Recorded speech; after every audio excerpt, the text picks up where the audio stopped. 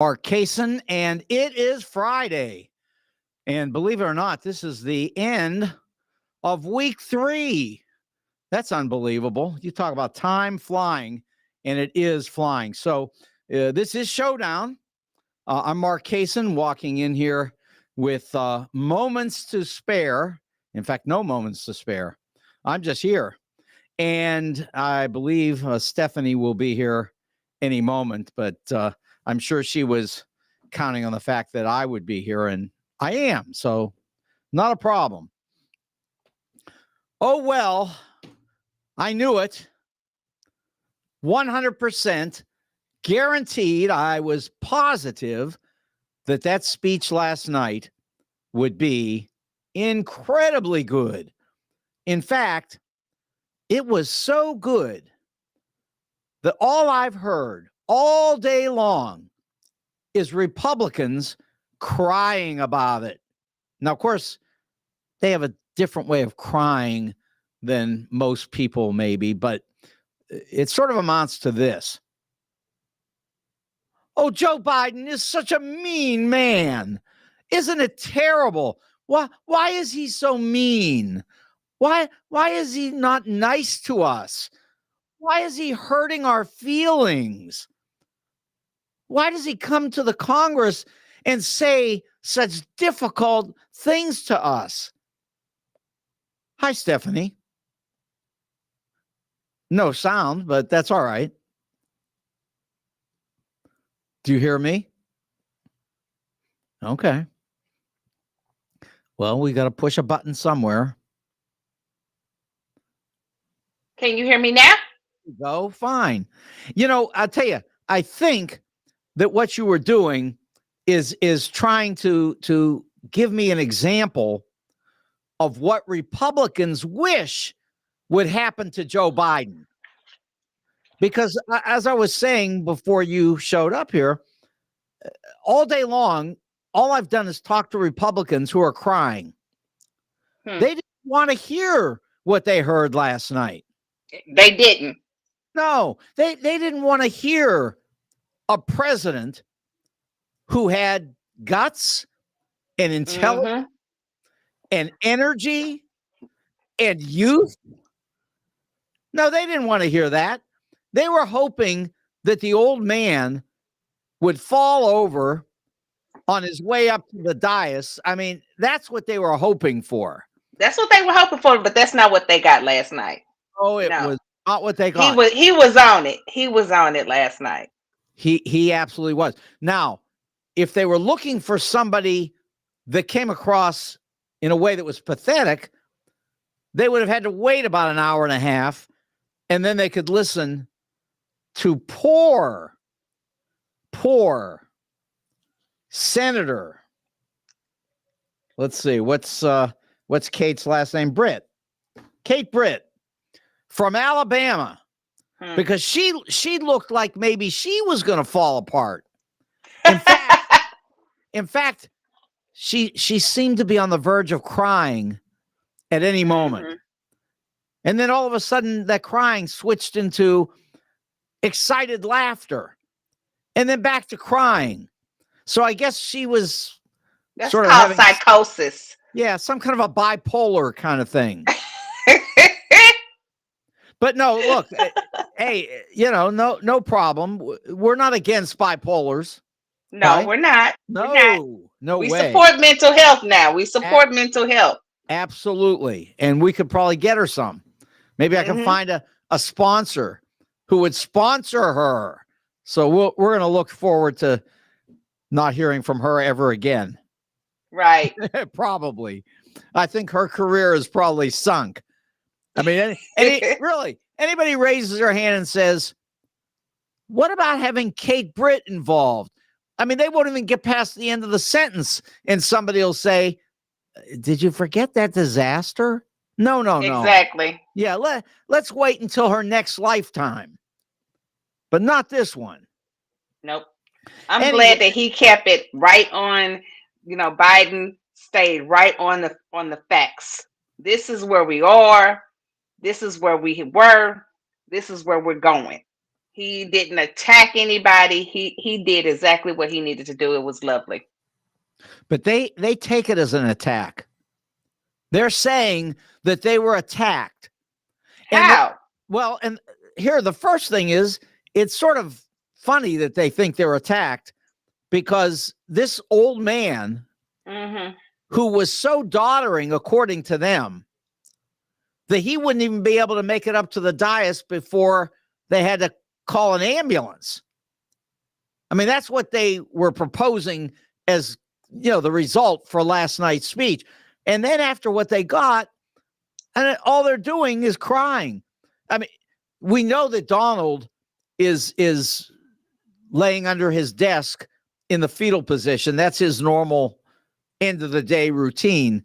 Exactly. But I think the rest of these people are joining him because they're so upset, Steph. They really are. They just can't believe that this happened. And what they're going to is, for example, they found a sentence where he sort of slurred through the sentence, sort of slurred some words a little bit. And so they're replaying that over and over and over again, as if they caught him. He did it. They knew he would do it. I mean, we all slur some sentences here and there. I was leaving a voicemail earlier today, and I got stuck on my words. I was like, wait a minute, what was I getting ready to say? Sure. It happens. But that doesn't mean that, I am on my last leg. I mean, well, that's another point too when you talk about legs, because I know that Joe walks a little difficult, and I actually so does Trump.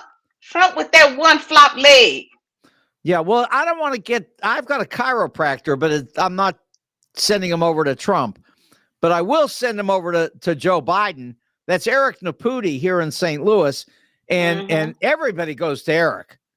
No, I mean everybody. Jamie Allman goes to Eric. Vic Faust goes to Eric. I go to Eric. I mean, Eric keeps everybody walking. He's really good. And I'm just saying he might be good for Joe Biden. Eric does radio also. Cool. And so the thing, and in fact, Eric's in Saudi Arabia right now, or else he would have already been on with us. And we even thought about doing it to Saudi Arabia, but the time difference was a little crazy. Right. But the bottom line is that Joe Biden certainly has some issues walking. But I will remind people that Franklin Delano Roosevelt couldn't even stand up. Forget walking. I mean, Roosevelt took us through the Great Depression and World War II, and he couldn't stand up. Right. Now, he stood up with some braces. They held him up. They made it look like he was standing up. No, but is that what obviously it's not what you need. To be the president of the United States, you do not need to be able to walk well. And the man doesn't walk well. He looks like he's hurting.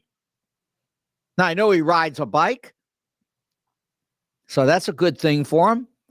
Yeah, I mean, this guy will probably live to be 100. He joked about him being 81 and that he didn't look his age.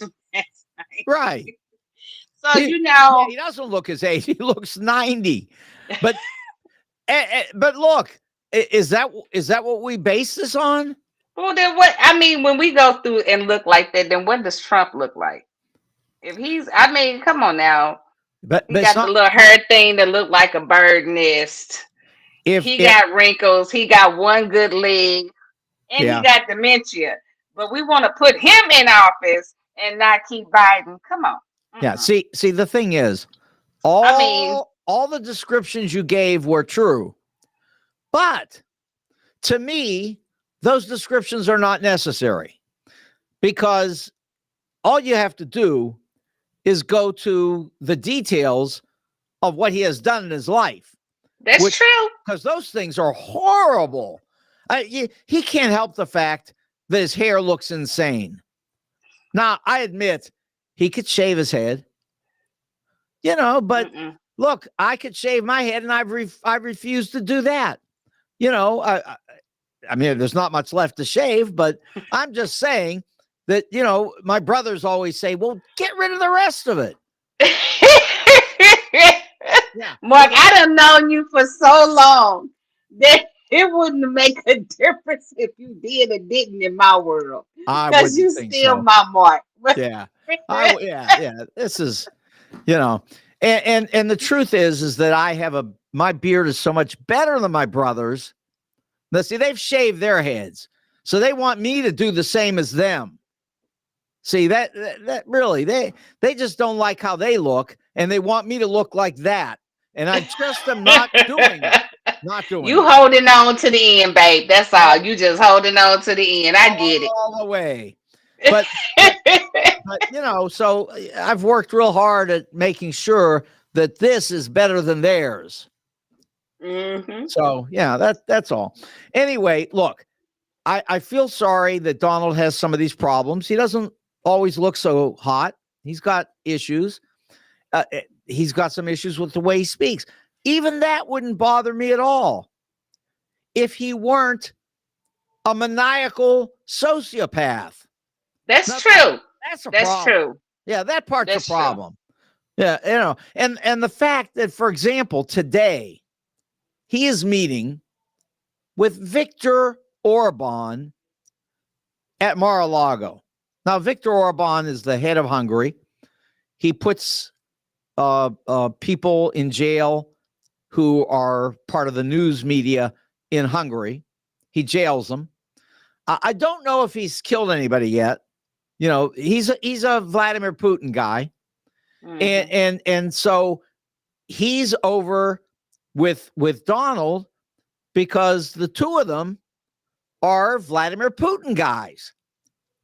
So I understand they're sort of having a company meeting. The Russians, they're all meeting together. Just the dictators of small countries like the United States, but not the important people like Russia and China. So, that I understand what Donald's doing. We actually don't want that alternative. That's something that we're sort of fighting against. And I have to tell you, Stephanie, I am so sure after what I saw last night that Joe Biden will win easily this upcoming election.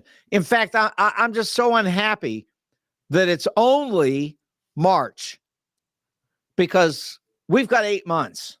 Mm-hmm. We got a ways to go. And I hate waiting 8 months because I know where the numbers are. I know, like, for example, you look at the polls, they say something like 48-43 Trump or 47-45 Biden. So it's somewhere in the middle, like maybe 45 apiece. Mm-hmm. But here's the problem. They're not accounting for the final 10%. And I promise you, Stephanie, 8 months from now, when we're tearing apart these numbers, we are going to find that last 10% is going to go straight to Biden, straight to him. So if it's 45 apiece, then that means it's going to be 55-45. Now, people have said as much in the exit polling that they've seen recently that all the uncommitted people are basically Biden people. Right. But they're just unhappy about the fact that Biden's old. But Biden is I don't get that. I mean, if you're in your right mind and you can continue to run the country as well as he has been running it, who cares on the age? Well, I showed my kids at school today pictures, actually video, of John Kennedy in 1962 giving the speech that he gave about the Cuban Missile Crisis. And And then we watched Joe Biden.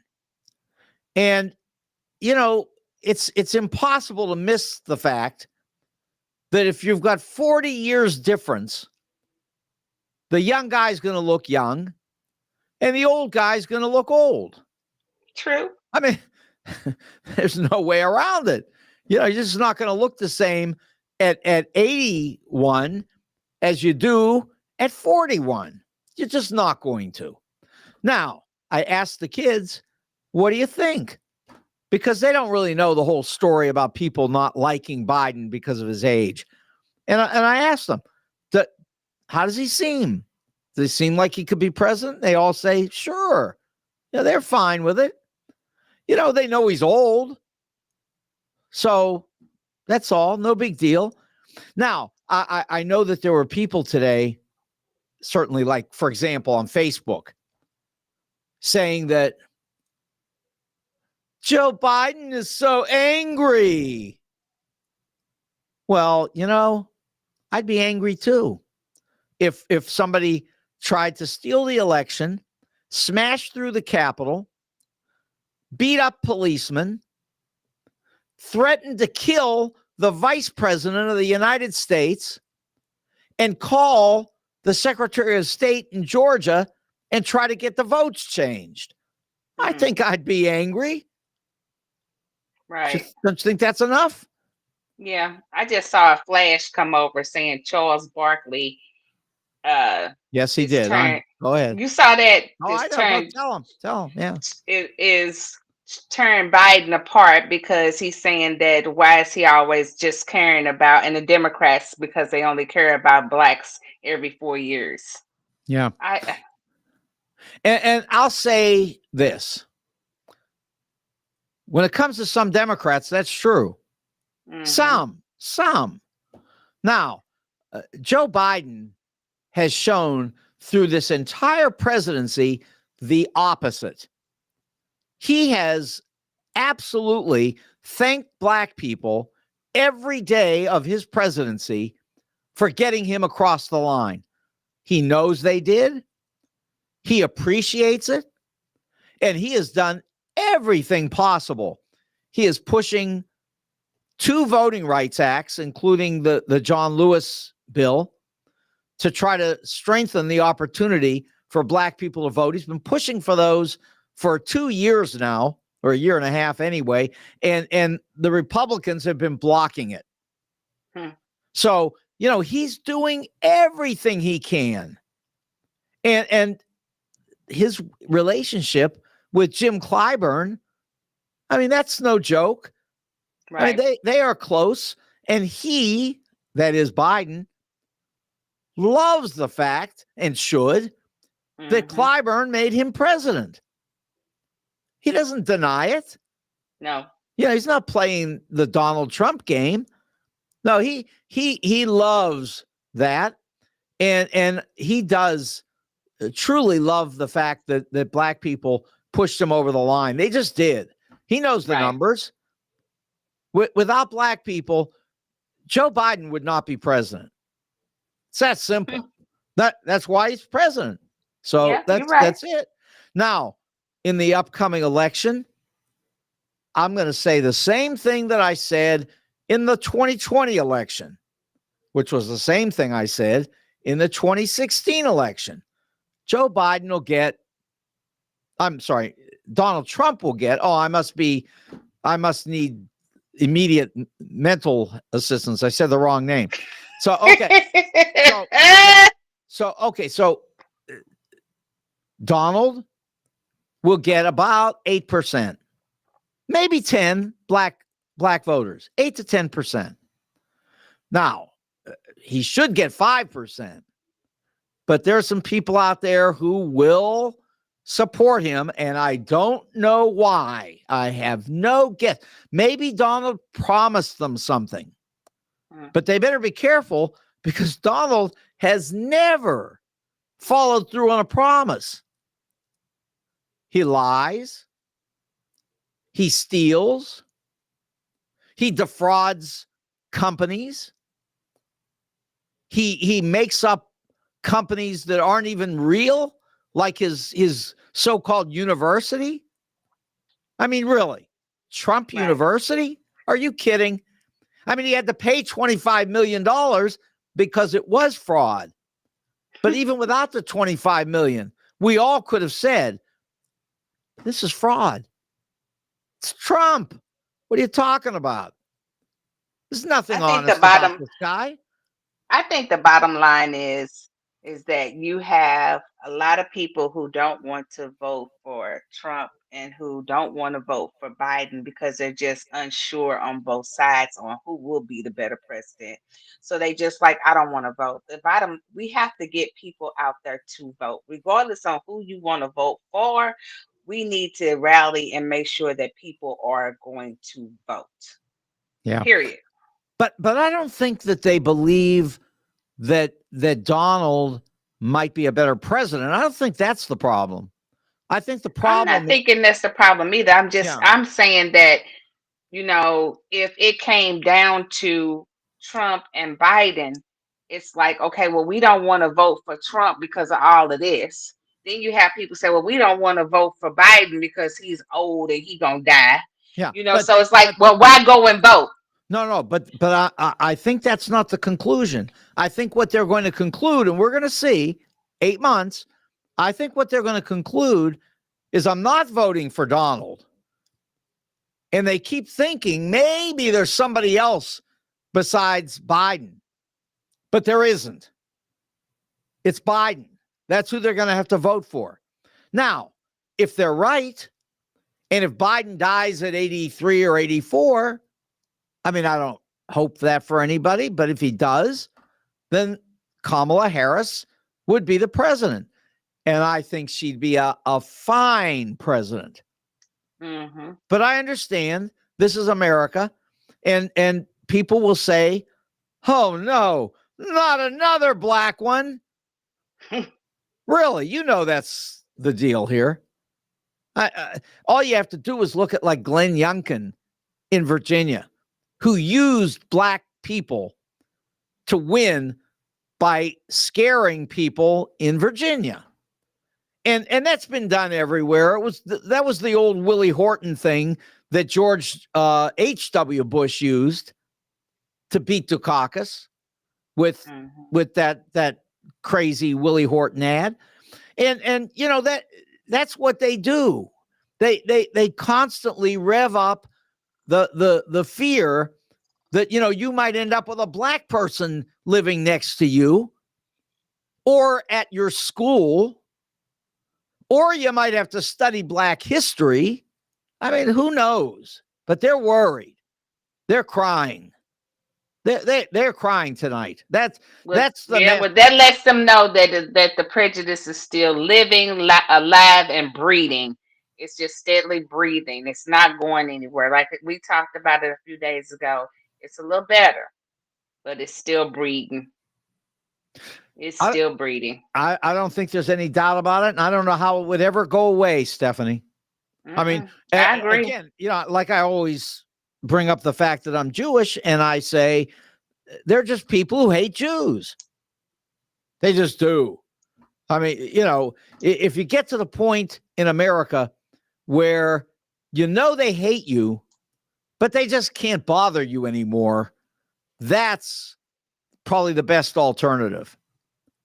Mm-hmm. Because honestly, they're going to hate. They can't help themselves. Right. Yeah. I mean, this goes back, as we all know, to 1619, and these people just can't help it. And there are people who say that they don't, but you know what? They sort of do. It's there. It's somewhere there. They don't hate a black person, but they don't want one next door. Or they don't hate a black person, but, don't date my kid or something, something. You're right. It's something. Yeah. Or, my favorite is I'm not prejudiced. I have a whole bunch of black friends. Well, sure. That right there says it all. That says it all. When somebody says it, I'm like, oh, get away from me, please. Yeah. From me. Oh, that's the favorite Jewish thing. Oh, Oh, get away from I, me. I have a Jewish friend. I knew somebody who was Jewish once. Nothing to I worry think, about. Mark, I don't think I even knew you was Jewish for until like the last 5 years or so, because we never talked about that. As long as I've known you. Yeah. I mean, it's nothing to talk about Oh unless, yeah, it's uh, nothing to talk yeah, about. unless you're talking about the kind of thing we are on Hmm. a talk show where, we're thinking about what's wrong with America. Right, and that makes no difference to me because I done loved you from day one. I'm gonna continue to love you till I die. That's what I mean. That's our relationship. You know what I'm saying? That no one could Sure. ever take that away. We love each other because we're humans. We have feelings, and it comes from the inside out. It's not the outside in. Period. Yeah. And look, I it's so funny because again, this is something that the right wing hates. They hate this. But that is, you know, there's so many good people out here that you can really enjoy who you don't even agree with. Hmm. You know, uh, often these days, I mean, for decades now, Right. I've been connected with people who completely disagree with me politically, who think I'm crazy. And I'm happy for that. I mean, they can say, Kason, you're nuts. This morning we did the morning show, the kids at school, and the on the chat feed, there were people talking about how I'm delusional and things like that. And I said, actually, I am delusional. Hmm. Yeah. Hey, there's no problem. And you could say it and I'm not upset. But, I guess the problem is so many people in this country, and you can read it today in the hatred for Joe Biden. So many people are just consumed with an unbelievable amount of hatred. And Biden yesterday, in that fabulous speech, as described here by Michael, who Hmm. just joined us a little bit late, but was talking about, as we all know, that Biden just did a phenomenal job. He was just An awesome exceptional, job. and He so they did. hate him for that. They hate him for it because all they wanted was for him to just fall over on the dais, smack his head on something. That's all. They Hmm. would have been satisfied with that. And this man insisted on giving a phenomenal speech all the way to the end with a couple of minor slurs. I mean, it's hard to believe, but I mean, I listened I for mean, him. he was talking straight for 64 minutes. They said. Right. I mean, come on now. Anybody that's gonna stand there and just continuously talk without holding a conversation like we're holding the conversation for 64 minutes, eventually is going to get tired. So I mean, if he slurred a word or two, so what? You try to talk for 64 minutes. I mean, Well, you and I have given, conferences, or we have, done what we have done with teaching. I could see us standing in the classroom, but our classroom hours are no more than what, 30, 40 minutes? The most, well, some is an hour. so, the college classes are 3 hours, but but Yeah. but I But we're first of not all, talking those entire well, hours. that's right. It's a give and take. First of all, Right. that's right. That's right. But I could talk for 3 hours, and frankly, I have. But it's just enjoyable. I like doing it. The kids at Hmm. school laugh all the time and say, no question, that I could talk unlimited, and I could talk on anything, any That's true. subject, anytime. I don't even have to know what I'm talking about. I can just, you give me a subject and I can And we talk talk about it. about it. Hmm. Absolutely. So, that's just, I don't know if that's a skill or a disease. It's a I'm not, skill. I'm not That's a sure. skill. It might be a disease, but, No. all I'm saying is, Because it's not a disease because you're keeping people engaged. yeah, sort of. I mean, it's not like people are falling asleep. I can't fall asleep on you. I know. Yeah. But you're keeping people engaged. Yeah. So no, that's a skill. Yeah, my kids at school do quite well, and I don't sit there and talk to them like that anyway.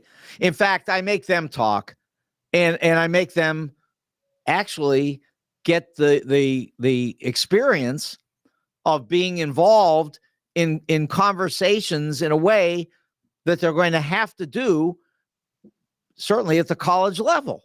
I mean, they're going to have to, and our school, 90 some percent, I think 98% of our kids go to college, and 82% of our kids graduate from college.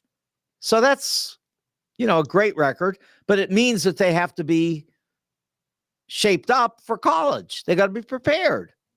And so, that's what we work for. But I can tell you that the kids this morning who were on the air with Vic, they were good. They enjoyed the conversation. They said that they were nervous at first, of course, but they got with it. They handled it, and eventually they did a really nice job. And I can tell you too that they are very interested in starting their own podcast, which they can really do with no problem at all with a Facebook on a camera. That's it. And they got a podcast. And they, they're going to talk certainly with me, and Vic said he would talk with them, and they just need some guidance. That's all. And after that, all they need is a camera and sit down in a house, in a room. I was doing broadcasting from a car during COVID for a while, so no, it's all doable in 2024, and the kids are going to get, I'm sure, a lot of experience. I didn't ask them to do this. This is something that they're just sort of motivated towards. And by the way, the other thing, which is a good thing. It's a great thing. No, it's terrific. And the thing also about these three students, they have been my student advisory committee for the last almost about a year now. Wow. Yeah, about a year. And the funny part about it is, Steph, nobody at my school has a student advisory committee. But you. Just I do. And it was something that I cooked up with my PhD mentor, Marvin Berkowitz. And I decided I've got to do this. And I'll tell you, they love it. And I introduced them this morning on the show as my student advisory committee. They have meetings with me, and they tell me what is, good and what's difficult and not working at school. And we go through these things. And I'll tell you this, I offered this idea to other teachers. And I was pretty excited about it. And they talked nice about it, but no one's doing it. I believe that. And I'm sorry that they're not, because they're great teachers, and they do terrific things with the kids. I mean, they do other terrific things with the kids, but these young people get a really great experience by having the teacher listen to their advice. I mean, that's a powerful. Sometimes that's all students want, is a listening ear. Yeah, I mean, and I respect their advice. Yeah, it goes really far. It'll go really far. Yeah, they know I really do, and I have to say too that in all the writing and research that I'm involved in, with my mentor Marvin at UMSL, we've talked about the different things that need to be written, and certainly one of them has to do with the power of having kids advising teachers. And I know that there are a lot of teachers, not just at my school, anywhere, that sort of feel like, wait a minute, I'm teaching them. But kids have a lot to say. They do. Yeah. And to get them involved and getting them engaged could turn a whole school around. But, Well, yeah, I would love to see every teacher with a student advisory committee. I mean, that would just blow the school away. I know it would. But our school is already phenomenal, and I'm sure a lot of people feel like, hey, we're already terrific.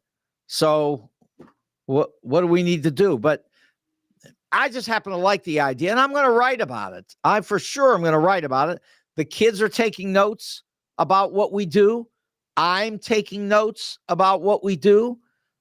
We're going to get this out there. We're going to tell the story of having students advise their teachers.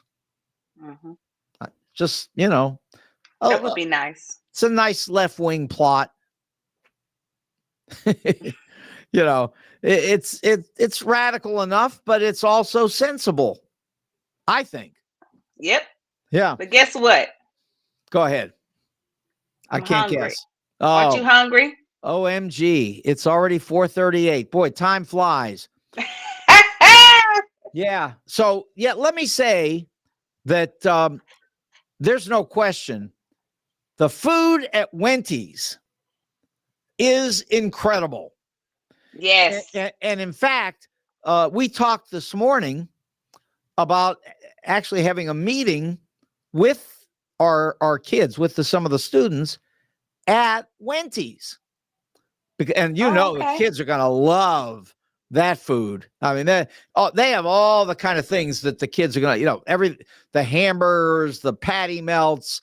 I like the baby back ribs. They might like, the onion rings and the pizza and so forth. There's lots of great food at Wendy's. And I was so glad, as I told you yesterday, that I met Ben, because it really has reinforced in my mind this idea that restaurants that have the owner hanging around, talking with the customers and meeting with people, getting involved. Yes. It makes the restaurant. Yes, it does. Yeah. Yes, it does. I've been several places where they come around and they say, I'm the manager. How's your food? How's your service? And they ask you, are you good? It's awesome.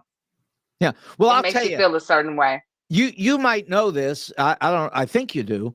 But for 10 years, I ate breakfast every single day at the original Pancake House, which both in Chesterfield and in Clayton. Yep. And I every single day, and I can tell you right now that the owner was there every single day. And I haven't been there in 3 years. I know that's bizarre. Oh, wow. Well, was that the last time you and I went? Yeah, probably. COVID. Right. I stopped after COVID. And really, I always used to use the breakfast bar as a place to do, a lot of my work. It was like my office. And I would sit there and drink coffee all day. And I decided I didn't want to go back to that bar, because you got people on top of each other, and hey, right. It's just after COVID, I stopped. But at any rate, so there was one example, and that place it's a breakfast place, but boy, do they do breakfast business. And I think it's because of the owner being involved in that way. Right. Positive way, engaging with the people. Now, likewise, one of the other restaurants here in town, my very good buddy of mine, and the restaurant does great, and he's there all the time, always hanging out with people, involved, just like Ben. And I can tell you, Wendy's, great food, great owner, just a nice place to get involved, hang out, be around people, and 18,000 Chesterfield Airport Road. That is Wenty's. Now, Al runs a heck of a jewelry store. Yes. Over at 4506 Hampton. And Al's there all the time, too. Now, he's not going to feed you the jewels. Don't get me wrong. You're not going to eat them. But I guess women like to wear rings and, all that, necklaces and all kinds of things. So, that's one thing. And I think I got some jewelry right here. Is this the kind? This ain't the kind. His jewelry costs a couple of dollars more than that one. You sure? I mean, this is. Yeah. Okay. No, I'm pretty sure. But I will say. Don't talk about my jewelry, Mark. No, right. Well, I can't even see it anyway. And I certainly it looks a little colorful, but I couldn't tell you the colors because I'm colorblind. But anyway, Jewels on Hampton, 4506 Hampton. They buy and sell coins and jewelry. Yes. They're very creative. They make great pieces for people to come in and look at their specialized jewelry. It's just a great place. And Al and his son AJ, they're always around too, and they'll help you out anytime. That's Jewels on Hampton. Now, the suit company, same way. St. Louis Suit Company is on the corner of Central and Forsyth, and I can tell you, Jay is the owner, and his son Nick, and the two of them are there all the time. And I guess that's part of how these really good businesses do well. Yeah, with their owners there. Mm-hmm. Yeah. So Jay and Nick, and you can check them out and say hello and tell them that you've heard from me and you've seen my colors and how they match because they tell me what to wear. That's a nice tie, by the way. Oh, I love this black and white check tie. It's a nice tie. And I guess this is called like houndstooth. Is that something like that? Mm-hmm. Not that I even know what that means, but that's all right. and plus I've said that you've got these seersucker suits they've got a whole bunch of them there. $99 for a suit. I mean, that's unbelievable. And they're nice. They're very nice. Now, don't forget, you can buy this tie for $5, and you don't want to be foolish because you could buy it for $50. Same tie. You could pay $50 to Donald Trump. Not only would he steal your money, but he would choke you with the tie. But hey, that's just a way of life for Donald. Okay. So St. Louis Suit Company, and that is on the corner of Central and Forsyth. And let me say about the speech last night, when I was on the show this morning, everybody was asking me, well, what did Joe Biden say that was so great? And I told them, I said, look, I'm not going to waste my time with you guys because let's let the kids talk. I'll say it all tonight. So let me start by saying this. In the most brilliant way possible, Biden began that speech with Franklin Roosevelt in 1941. Mm-hmm. And that is exactly the story that needed to be told. I mean, I discussed that last week with Eric. Eric Greitens. I said, hey, what about the comparison between Hitler and Putin? Mm-hmm. And unfortunately, Eric sort of surprised me because I know it's the Republican position, but he said that we were imposing on Vladimir Putin with NATO, and that's partly why that Putin was responding the way he is, and furthermore, he didn't see Putin trying to get into Paris. And I thought those were two horrible arguments. Exactly. And we didn't get into too much because we were running out of time. And I didn't want to spend the whole show, fighting over that. But I will, because Eric's coming up to school to talk with the kids. And I will have a thorough conversation with the kids and Eric about this connection between Putin and Hitler and Europe and Czechoslovakia and looking at Ukraine and Poland. I have to tell you, this is exactly what's going on. And Joe Biden described it perfectly last night. Didn't miss a beat. Really told the story. And I loved the way he used Ronald Reagan against Republicans. Talking about, Reagan said, tear down that wall. And Donald Trump said,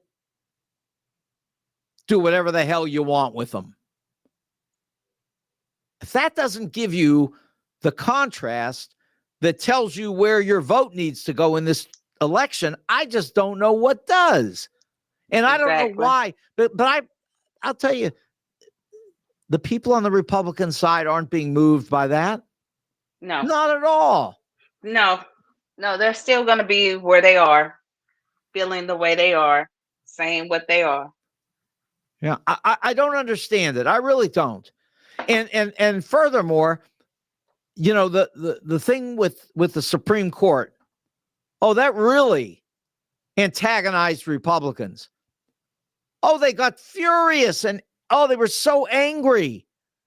I don't know how they're going to sleep tonight because they're just so angry. They're angry because they think Joe Biden is angry, and I don't understand how they could even think that because, I know he was just stating the facts. No. But here's the thing. I think he's angry about democracy being stolen.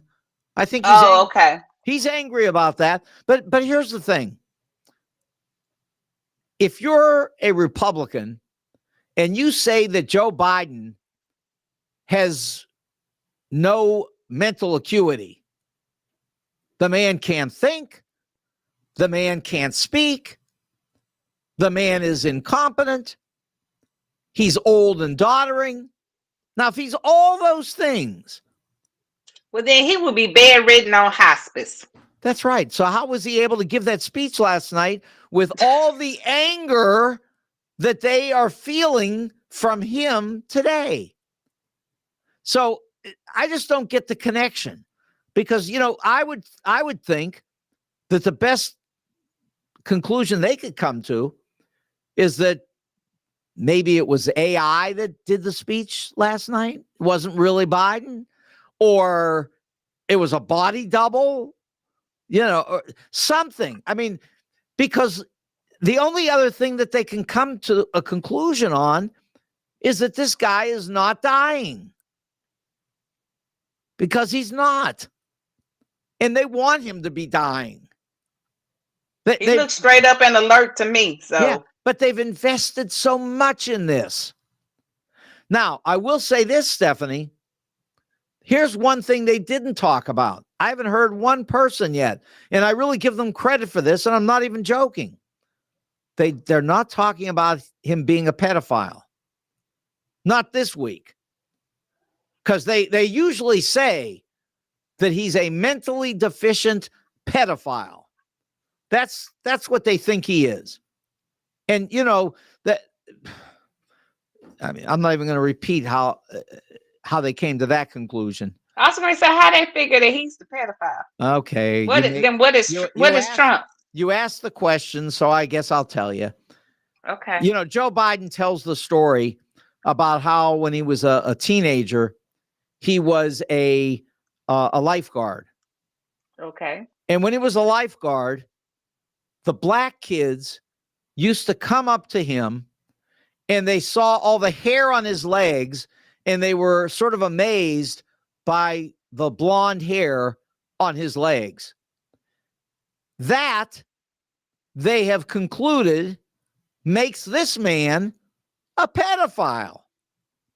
Then what the hell is Trump? Well, If a pair of hairy legs make that man a pedophile, what the hell is Trump? Well, according to a judge in the You know state of New what? York, he's a rapist. Exactly. I mean, that's what My he is. point. That's what the judge My point. said. That's what Ding. In the conversation. yeah. So let's talk about the Supreme Court. So he made a comment about the Supreme Court, which I loved. And that was he told the court, look, you all wrote about the power of women if they want to do something after we have gotten rid of Roe v. Wade, let them go out and do it. Mm-hmm. And so Biden said, you're about to get a lesson in the true power, true political power of these women. Of women. And I can tell you right now, that has Republicans hysterically angry today. How could Joe Biden have disrespected the Supreme Court of the United States in this way by talking directly to them during this speech? Oh, they're furious about this. They're just going bonkers. Everything that Joe Biden did last night has them angry. You know what? It sounds like they just fishing. They have nothing to back up anything. Well, so they don't just have anything. Right. So they're just fishing. I mean, try to make something out of nothing. And Biden, what you know what they said is that you make something out of nothing, and what you end up with, nothing. Well, that's what they've got, because Biden then went on to talk about the infrastructure plan that he put together that was passed by a bipartisan vote, which some Republicans voted against it. But when the new infrastructure comes to their neighborhood, they always show up and tell everybody, look what I brought you. But they voted against it. Right. But they want credit for it. And Biden said, he joked last night, if you don't want it, I can send it somewhere else. If you don't want it. They didn't like that. They didn't like a little humor. They didn't like the anger. They didn't like the humor. So, of course, you can't appease everybody. You can't make everybody happy. Well, and being the president, that's not your job.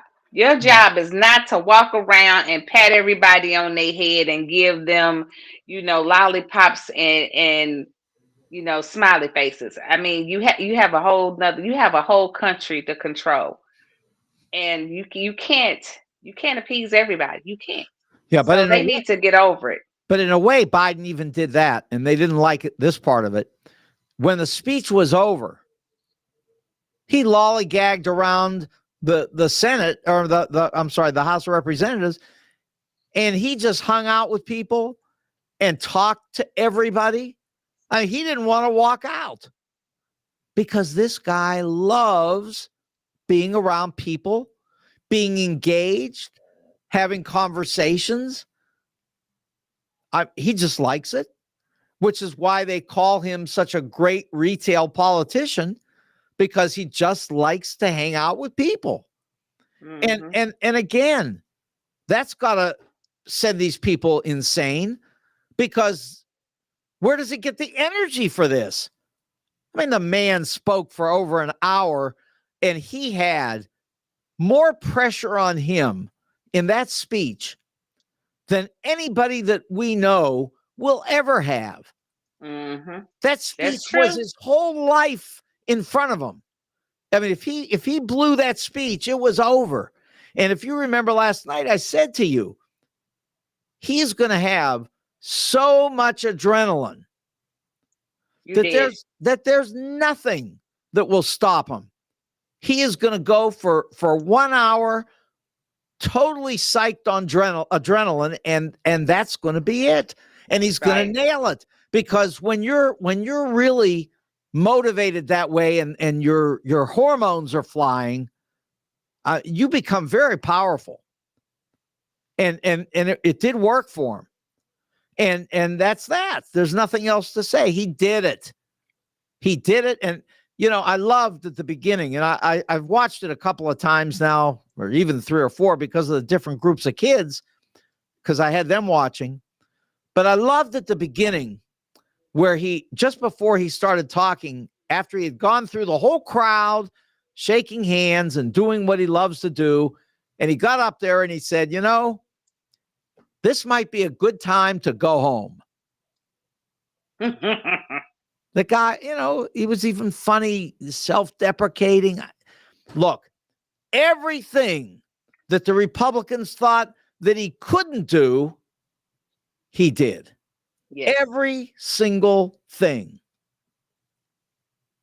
And in the meantime, poor Donald, really, I feel sorry for him. I don't. Oh, no, I really do. Why? Because he managed to come up with a $90 million bond so he could appeal the E. Jean Carroll case. But now he's got 16 days to pay up. To come up with $500 million. Yep, saw that today. Mm-hmm. $500 million. Now, maybe he'll come up with it. Maybe he will. But you know what? I'd bet against it. I'd take that bet. Well, so we're going to see. I would guess he won't. And by the way, the day that he has to come up with it, because it's the 24th, so that's 16 days. The next day is the 25th, when his trial begins in New York City. So I'm just telling you, I feel so sorry for the man. I don't. So maybe, hopefully, what'll happen is that he don't come up with the money on the 24th. He gets sent to jail because he didn't come up with the money. And then on the 25th, his first open statement for the court will be him sitting in an orange jumpsuit from the TV into the courtroom. Yeah. In this case, actually, he wouldn't go to jail for this one. But what would happen is that they'd sell everything he's got. Darn it. And but look, that's probably worse for him than jail. He doesn't like losing his things. And you don't know at this point whether those things are even unencumbered to the point where he could sell them or use them for collateral if they're. Well, maybe we'll see him walk out the extended stay wherever he is. Yeah. And in fact, maybe we could get him a deal at one of those places and make them an advertiser on our show. There you go. So, yeah. Hey, high five on that one, Mark. That may be the way. Well, Stephanie, it is 5:00. Yes, it is. So, we've had a great week. This is the 3rd week. Next week's week 4. Many new things coming. I would not predict that I'm going to have Bill Monroe on Monday, but you never know. You never know. I can't wait to tell the story about this because it's so funny. But at any rate, this is Showdown. I'm Mark Kaysen. And I'm Stephanie Harmon. And this is week Showdown. Good night. Good night.